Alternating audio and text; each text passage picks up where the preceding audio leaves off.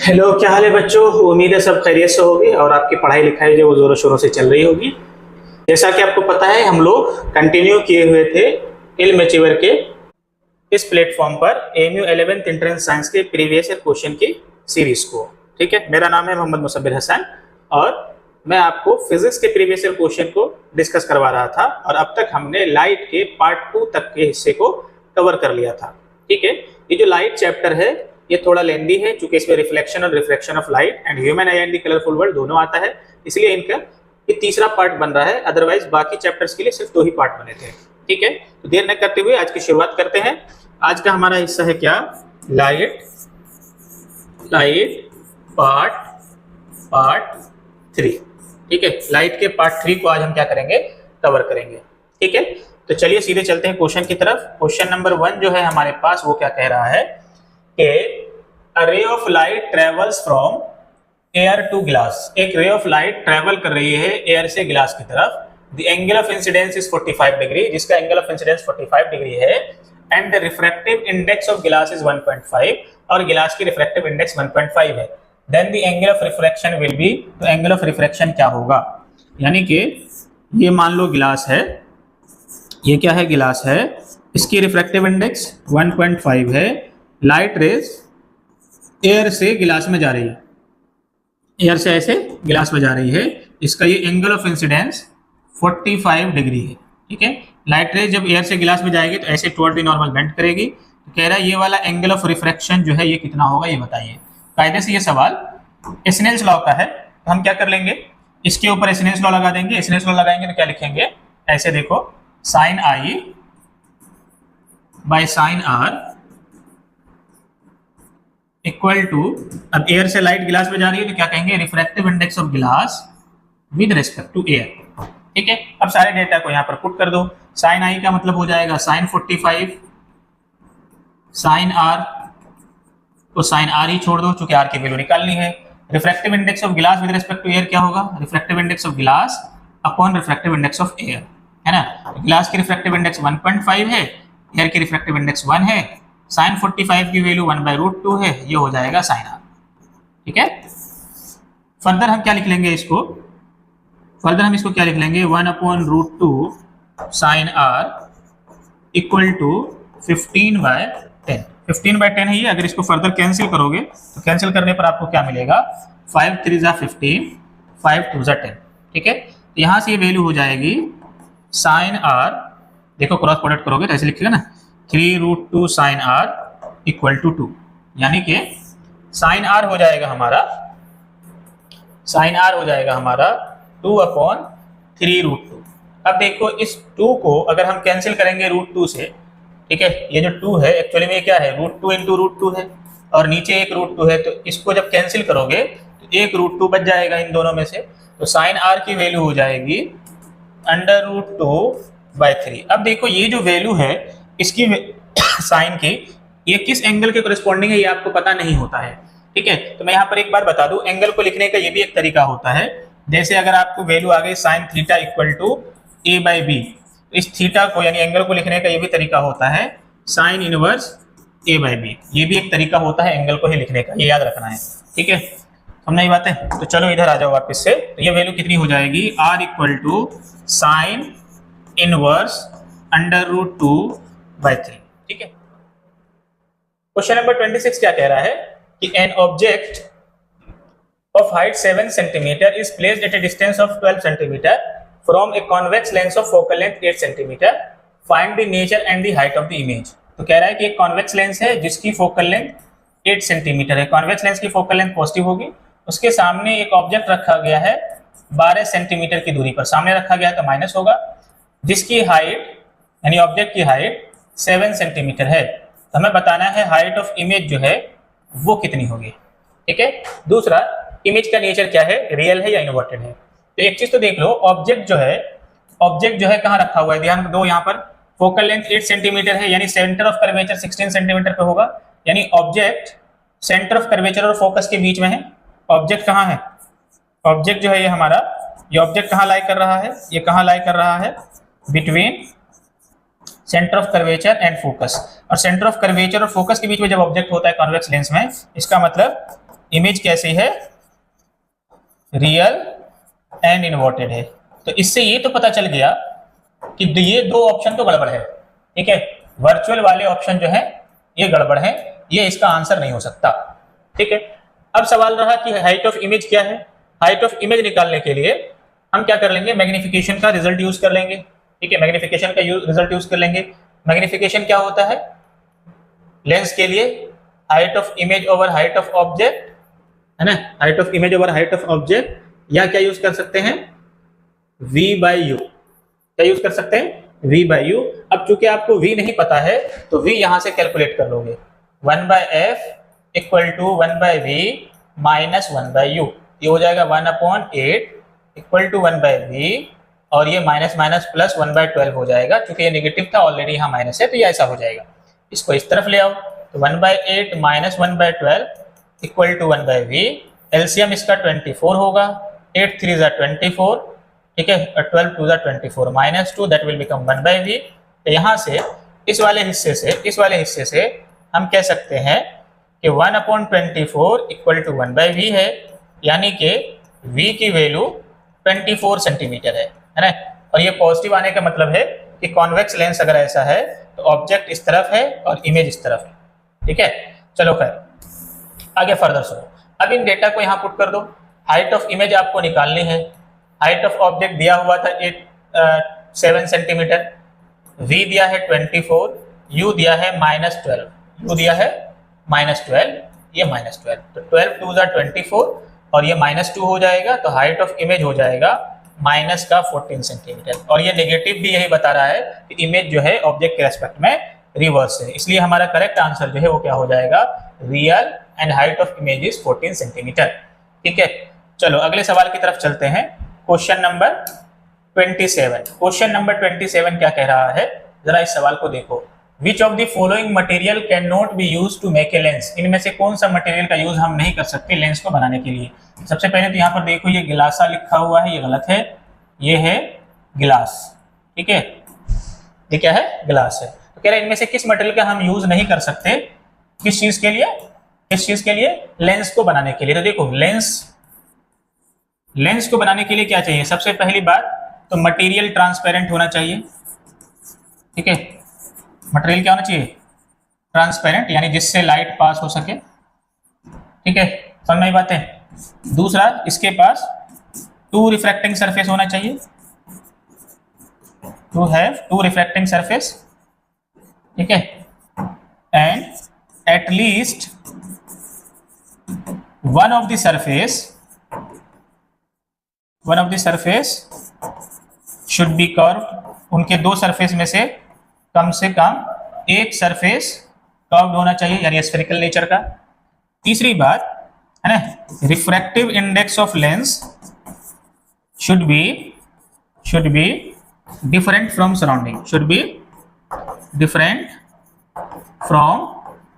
Surrounding medium, ठीक है, surrounding medium, ठीक है।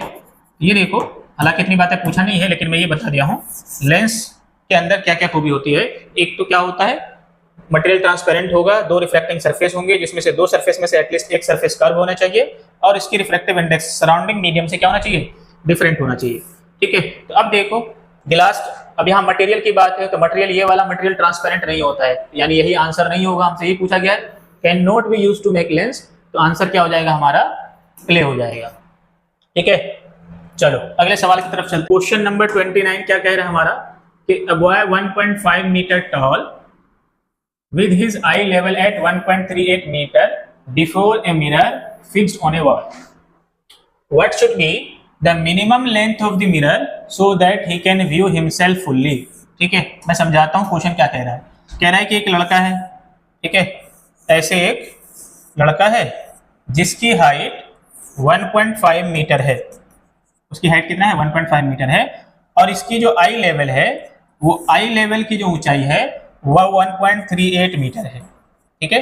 अब कह रहा है ये सामने खड़ा हो गया एक वॉल के, इस वॉल के ऊपर मिरर लगा हुआ है, ठीक है, इस वॉल के ऊपर क्या लगा हुआ है, एक मिरर लगा हुआ है।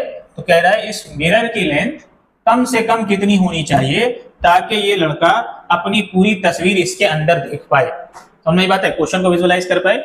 और ये मैं पहले बता दूं, ये सवाल आपका आउट ऑफ सिलेबस है। क्या है? आउट ऑफ सिलेबस है। तो मैंने इसका तरीका बताऊंगा कैसे सॉल्व कर पाओगे, इसका क्या रिजल्ट होता है। तो अगर कोई शख्स खुद से प्लेन मिरर के अंदर अपनी पूरी इमेज देखना चाहता है तो उसके लिए ये कंडीशन होता है एल मिनिमम, यानी मिनिमम लेंथ ऑफ मिरर जो होता है वो पर्सन की जो हाइट है उसका आधा होता है। दूसरा, मिरर को फ्लोर से इसकी आई लेवल की जो हाइट है उसकी आधी ऊंचाई पर सेट करना होता है।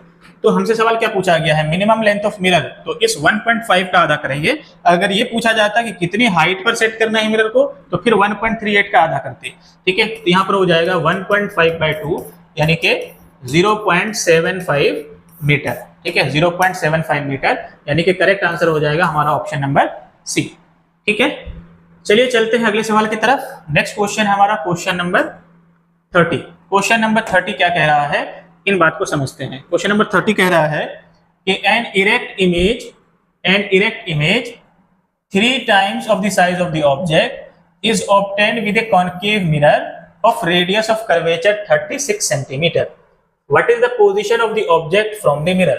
ठीक है, कह रहा है कि एक सीधा इमेज मिलता है जिसकी हाइट 3 times है साइज ऑफ द ऑब्जेक्ट के एक कॉन्केव मिरर के जरिया, जिसका रेडियस ऑफ कर्वेचर 36 सेंटीमीटर है। What is the position of the object from the mirror, यानी कि ऑब्जेक्ट की पोजीशन मिरर से क्या होगी। सबसे पहले तो देख लो मिरर कैसा है, कॉन्केव मिरर है।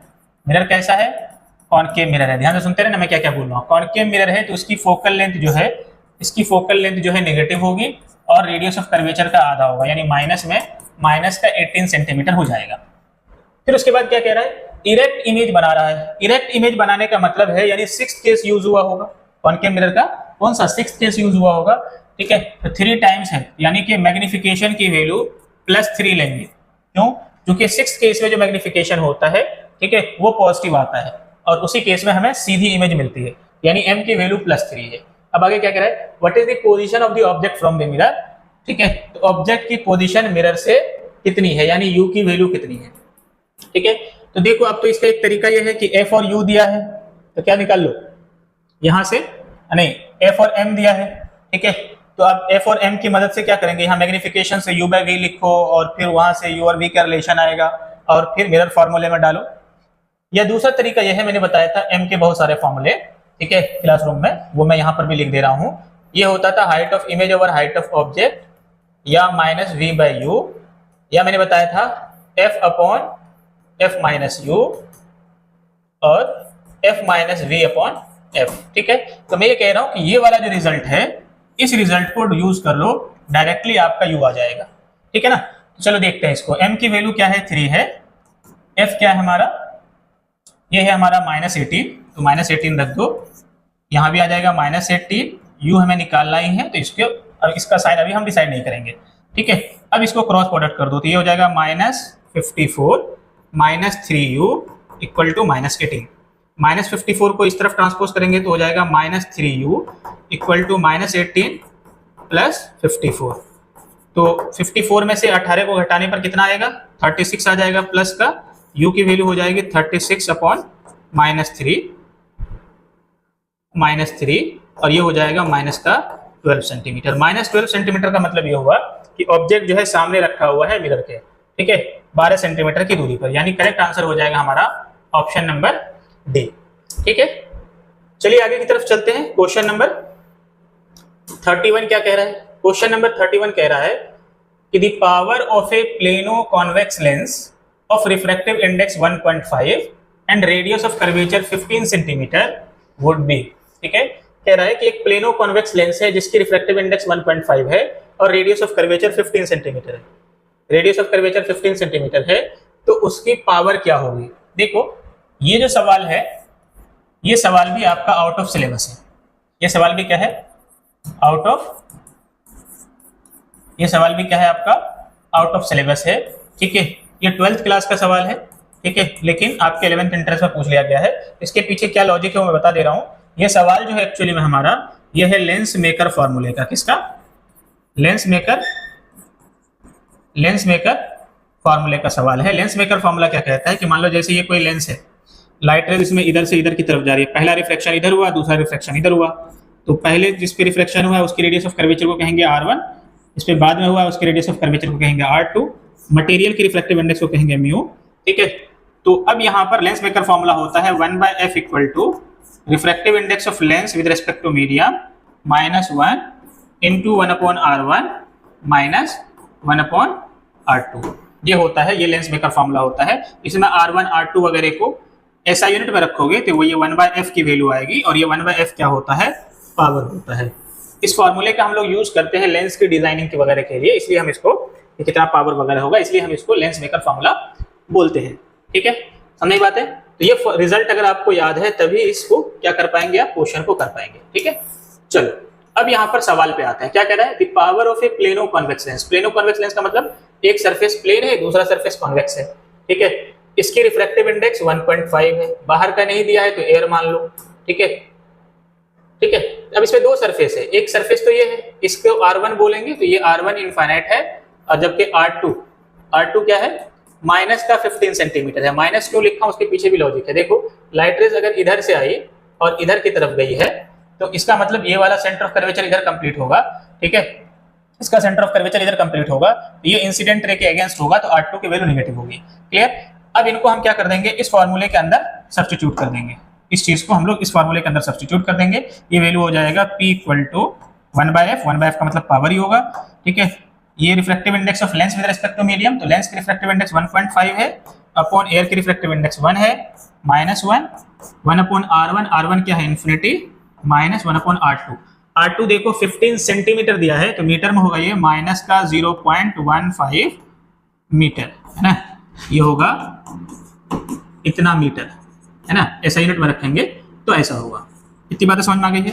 अगर इतनी बातें समझ में आ गई है तो अब देखो फर्दर कैलकुलेशन, 1/इन्फिनिटी तो 0 हो जाएगा, ये वैल्यू 0 हो जाएगी, ये 100/15 हो जाएगा प्लस का, ये 1.5 -1 ये हो जाएगा 0.5, तो P की वैल्यू हो जाएगी 0.5 इंटू ये वाला हिस्सा तो हो गया 0, और ये हो जाएगा इंटू प्लस का 100/15, तो P हो जाएगा 15/10 इंटू 100/15, 5 1 जा 5, 5 3 जा 15, 0 से 0 खत्म, पावर हो गया 10/3, 10/3 का मतलब हो गया 3.33 डायोप्टर पॉजिटिव है। इसका आंसर हो जाएगा 3.33 डायोप्टर। ठीक है, करेक्ट आंसर हो जाएगा ऑप्शन नंबर ए।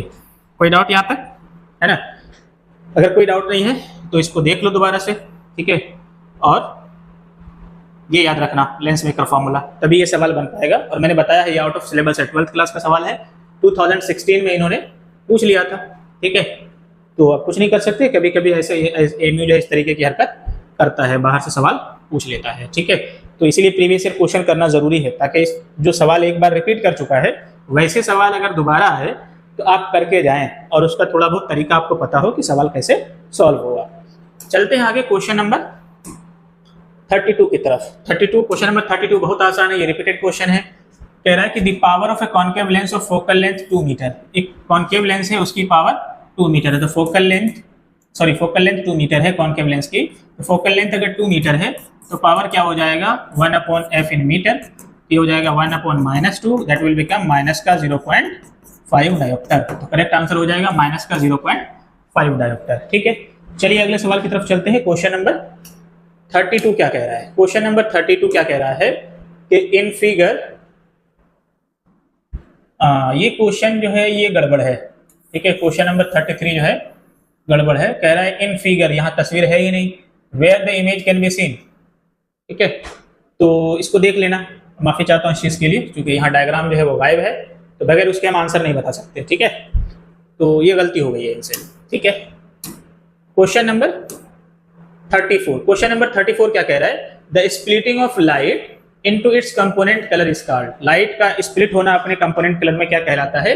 ये कहलाता है डिस्पर्जन ऑफ लाइट कहलाता है। ठीक है, हमने बात है जैसे प्रिज्म वगैरह के अंदर से लाइट पास होती है तो 7 कंपोनेंट में बिखर जाता है, तो उसके फिनोमेना को हम लोग डिस्पर्जन बोलते हैं। ठीक है, क्वेश्चन नंबर 35, क्वेश्चन नंबर 35 क्या कह रहा है कि a person with myopic I can see only. कह रहा है एक पर्सन जिसके पास मायोपिया होता है वो देख सकता है नियर बाय ऑब्जेक्ट को, डिस्टेंट ऑब्जेक्ट को, neither nearby no distant object, none of the above. ठीक है, तो देखो मायोपिया में हमें दूर की चीजें दिखाई नहीं देती बल्कि करीब की चीजें आसानी से दिखाई देती है। तो क्या कहोगे कि person with myopic I can see only, तो नियर बाय ऑब्जेक्ट को वो देख सकता है, उसके दूर की निगाह खराब है। समझ में बातें कि नहीं आई?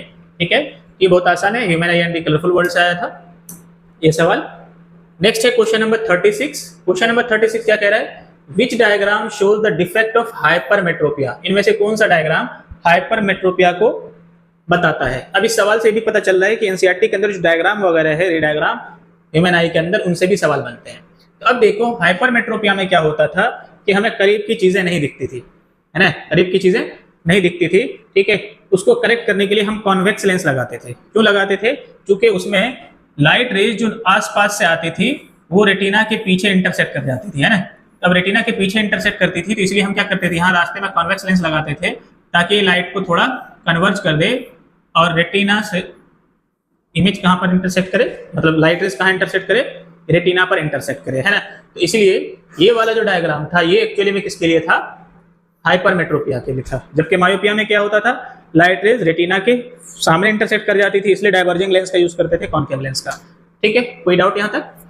चलो क्वेश्चन नंबर 37। क्वेश्चन नंबर 37 क्या कह रहा है? The change in the focal length of eye lens is caused by the action of, यानी कि आई लेंस में जो फोकल लेंथ में बदलाव आता है वो किसकी वजह से होता है? देखो आई लेंस ऐसा होता था, ठीक है, आई लेंस ऐसा होता था, इसको ऊपर नीचे से ऐसे सिलियरी मसल से जो होल्ड करके रखता था, जो कि इसकी थिकनेस को बदलता था। इसके थिकनेस की बदलने से इसकी फोकल लेंथ बदलती थी। तो करेक्ट आंसर क्या हो जाएगा हमारा? Ciliary muscles. ठीक है, सिलियरी मसल्स क्या करता है? आई की पावर को एडजस्ट करता था या फोकल लेंथ को तब्दील करता था, जिसकी वजह से इस प्रॉपर्टी को हम लोग पावर ऑफ एकोमोडेशन कहते थे, है ना। याद आया? चलो क्वेश्चन नंबर 38। क्वेश्चन नंबर 38 क्या कह रहा है? The cause of reddening of the sun and twinkling of stars respectively is, तो कह रहा है कि जो सुबह के वक्त या शाम के वक्त सूरज जो है लाल दिखता है या रात के अंदर जो ट्विंकलिंग ऑफ स्टार्स होता है वो किन की वजह से होता है? तो देखो सन का रेड होना, सन का जो रेड होना था, सन का जो रेड होना है वो तो होता था स्कैटरिंग ऑफ लाइट की वजह से। किसकी वजह से? स्कैटरिंग की वजह से। और ट्विंकलिंग ऑफ स्टार जो है ये होता था एटमॉस्फेरिक रिफ्लेक्शन से। किससे? एटमॉस्फेरिक रिफ्लेक्शन से। ठीक है, तो अब देखो रेस्पेक्टिवली बोला है तो पहले का आंसर पहले होना चाहिए, बाद वाले का आंसर बाद में होना चाहिए। अब इसके हिसाब से देखो तो scattering of light and atmospheric reflection, ये ऑप्शन नंबर 1 ही है। ठीक है, बात समझ में आ रही है? तो देखो human I and the colourful world से भी सवाल बढ़िया बनता है। नेक्स्ट क्वेश्चन है हमारे पास, क्वेश्चन नंबर 39।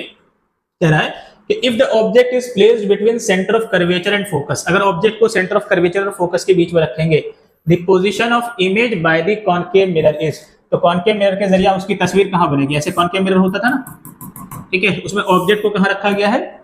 देखो ऑब्जेक्ट को कहां रखा गया है? सेंटर ऑफ कर्वेचर और फोकस के बीच में। तो ये पोल होता था, ये फोकस, ये सेंटर ऑफ कर्वेचर, इनके बीच में ऑब्जेक्ट को रखा जाता था। तो यहाँ पर रीडायग्राम बनते थे, अगर याद है आपको तो सीधी सही बात है, वरना ऐसे लाइट रेज आई फोकस से जाती थी, फिर दूसरी लाइट रेज ऐसे आती थी जो पोल को जाती थी, पोल पे जाती थी और उसने ही एंगल से आगे की तरफ जाती थी और ये इमेज जो है बियॉन्ड सेंटर ऑफ कर्वेचर बन जाता था। अगर आपको डायरेक्ट याद है तो डायरेक्ट लगा सकते हैं। तो इमेज कहाँ बनती थी? बियॉन्ड सेंटर ऑफ कर्वेचर बन जाती थी, है ना। ठीक है, चलिए ठीक है। Question number 40। क्वेश्चन नंबर 40 क्या कह रहा है कि a spherical mirror and a thin spherical lens have a focal length of -15 centimeter each. The mirror and lens are likely to be, ठीक है, कह रहा है कि एक स्फेरिकल मिरर है ना, और एक थिन स्फेरिकल लेंस है, दोनों की फोकल लेंथ -15 सेंटीमीटर है। तो देखो दोनों की फोकल लेंथ निगेटिव है, तो कह रहा है मिरर और लेंस इनमें से कौन हो सकता है? देखो किस मिरर की फोकल लेंथ निगेटिव होती है? तो कहोगे कॉनकेव मिरर। और किस लेंस की फोकल लेंथ नेगेटिव होती है? तो आंसर होगा कॉनकेव लेंस। तो इसका मतलब दोनों क्या है? कॉनकेव है। दोनों के दोनों क्या है? कॉनकेव है। होपफुली ये समझ में आ गया होगा। ठीक है, तो आज की क्लास में हम यहीं तक रखते हैं। बाकी जो हमारा नेक्स्ट चैप्टर होगा वो होगा magnetic effect of electric current, उसके प्रीवियस ईयर क्वेश्चन को देखेंगे। ठीक है, होपफुली यहाँ तक की बातें आपको समझ में आई होंगी। और फर्दर मैं ये कहना चाह रहा था कि अगर आपको चैनल जो है उस पर जो वीडियोज़ आ रही हैं वो सही लग रही है तो लाइक, शेयर और सब्सक्राइब करना बिल्कुल ना भूलें। बाकी कोई डिटेल चाहिए हो कोचिंग के बारे में तो जो फ्रंट पेज पर जो होता है या थंबनेल पर जो मोबाइल नंबर होता है उसके ऊपर आप कॉल कर सकते हैं। All the best, thank you, मिलते हैं अगली वीडियो में।